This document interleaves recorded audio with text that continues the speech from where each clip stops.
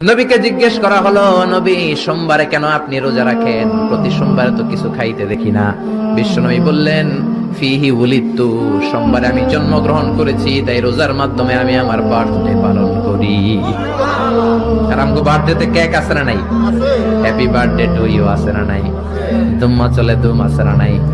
বিশ্বনবীর জন্মদিন পালন করে একটা দল বিরিয়ানি খাওয়ার মাধ্যমে আছে না নাই?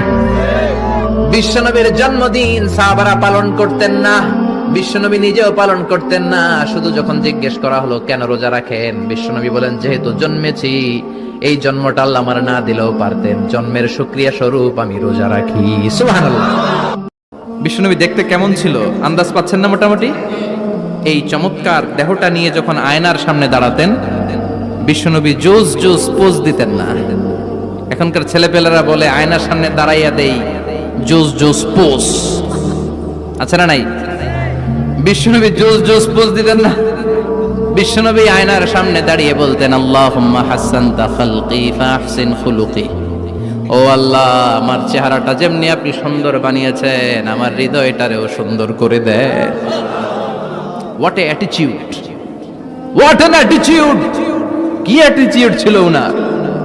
আমরা আয়নার সামনে সেজে পড়ে দাঁড়ালে চুলকে সাইজ করি, পাং করি, স্টাইল করে, ডিজাইন করি। বিশ্বনবী সুন্দর চেহারাটা নিয়ে যখন আয়নার সামনে দাঁড়াতেন, বলতেন, আল্লাহ, আমার চেহারাটা যেমনি সাদা, হৃদয়টারেও সাদা করে দেন।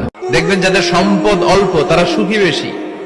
জরিপে এটা দেখা গিয়েছে, অনেক সার্ভেতে এটা এসেছে, যারা সম্পদশালী এরা দুঃখী বেশি, এদের দুঃখ বেশি, টেনশন বেশি।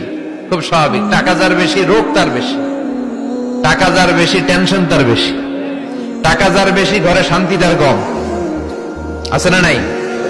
ঘরের ভিতরে অশান্তি, ছেলে কথা শোনে না, ছেলে টানে গাঞ্জা, মেয়ে করে পরকিয়া, আছে না নাই?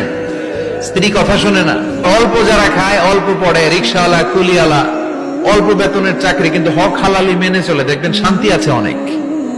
হ্যাঁ, বাসা ভাড়া দেয়, ফ্যামিলি চালায়, বাচ্চাদের স্কুল বিল, এরপরও মাস শেষে 1-2 হাজার টাকা হাতে থেকে যায়। আর ওর প্রতি মাসে 10 কোটি টাকা ইনকাম, তারপরও ব্যাংকের ঋণ আছে না নাই? সামনে ইফতারি, বসে থাকে আমরা তৃষ্ণায় সারাটা দিন, ছাতি ফেটে যায়। আল্লাহ দেখে, দেখতে দেখতে আল্লাহর একটা সফট কর্নার তৈরি হয়। এটাই সুযোগ কাজে লাগানোর, ঠিক কিনা? মুমিন ঝোপ যে কোপ মারে, সময় মতো কাজ করে, ঠিক কিনা? আল্লাহ তখন ফেরেশতাদেরকে জিজ্ঞেস করে, এই ঘটনা কি? খায় না যে, খায় না কেন? আল্লাহ রোজা রাখছে। এগুলো কি? রো আফজা, পেঁয়াজ, আলুর চপ, বেগুনি, মুরগির রান খায় না। খায় না কেন? ওরা যে ক্ষুধার্ত, আল্লাহ আপনার ভয়ে। তাই কি চায়? আল্লাহ আপনার কাছে ক্ষমা চায়, ক্ষমা চায়। আল্লাহ রহমতের দরিয়ায় জোশ খেলে যায়। আল্লাহ তখন বলে, আমারে দেখছে নাকি ওরা? ফেরেশতারা বলে, না, দেখে নাই। আমার জান্নাত জাহান্নাম দেখেছে? না, দেখে নাই। আমারে না দেখে, জান্নাত জাহান্নাম না দেখে আমার এত ভয় করে।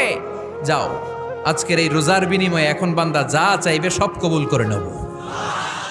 এই যে সামনে রমজান আসতেছে না, রমজানে সাহারি খাওয়ার সময় ট্রাই করবেন, দোয়া কবুল করবে কে? ওই টাইমে দোয়া কবুল হয়। যার যা লাগে, আল্লাহ ব্যবসা মন্দা, আল্লাহ তুমি ব্যবসা লাভজনক হওয়ার তৌফিক দাও, আল্লাহ তুমি আমারে অনেকদিন ধরে সিঙ্গেল আছে, ডবল করে দাও, কবুল হয়ে যাবে।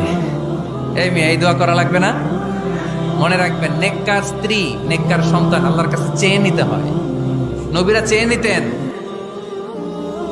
যুররিয়া সালেহা নবীরা চেয়ে নিতেন। আল্লাহ পাসপোর্ট দিয়ে রাখছি, জাপান যাব, আমেরিকা যাব, আল্লাহ ভিসাটা হয় না, আল্লাহ শেষ সাথে চান, কবুল করবে কে? কদরের রাতে দোয়া করলে ওই দোয়া আল্লাহ ফিরায় না। লাইলাতুল কদর খায়রুম মিন আলফি শাহর। আম্মা জান আয়েশাকে আল্লাহর হাবিব শিখাই দিলেন, আয়েশা, কদরের রাত যদি পাও, এই দোয়াটা করো, আল্লাহুম্মা ইন্নাকা আফুউন তুহিব্বুল। পারেন না এটা? আপনারা মুখস্থ করেন নাই? আল্লাহুম্মা ইন্নাকা তুহিব্বুল আফওয়া ফাআফু আন্নি। আল্লাহ আপনি ক্ষমাশীল, আল্লাহ আপনি ক্ষমা করাকে পছন্দ করেন, আল্লাহ আপনি আমারে ক্ষমা করে দেন। পড়েন আমিন। অনেকে আছে অতীতের কষ্ট ভুলতে চায় না, ভুলতে পারে না। কেউ আপনারে ধমকি দিছিল, কেউ আপনার সাথে খারাপ আচরণ করছিল, কেউ আপনারে গালি দিছিল, অনেকে এটারে পেলে পুষে অন্তরে বড় করে রাখে, আছে না নাই? ভুলতে চায় না। মনের ভেতরে রাগ পেলে পুষে রাখা ঠিক না। মনে মনে কয়, তুই আমারে মারছিলি, আমি তোরে মারব। তুই আমারে অপমান করছিলি ওই দিন, যদি একদিন সুযোগ পাই তোরে হতা এলামু। আছে না এরকম? সেই 20 বছর আগে আপনারা সে অপমান করছে, ওইটারে পেলে পুষে আপনি অন্তরে নিয়ে বয়ে বেড়াচ্ছেন। আর এই হিংসা ক্ষোভ যদি রাগ ভিতরে রাখেন, এটা আপনারা জ্বালায় দেয় ভিতরে, জানেন? আর যদি আপনি ক্ষমা করে দেন, একেবারে ঠান্ডা।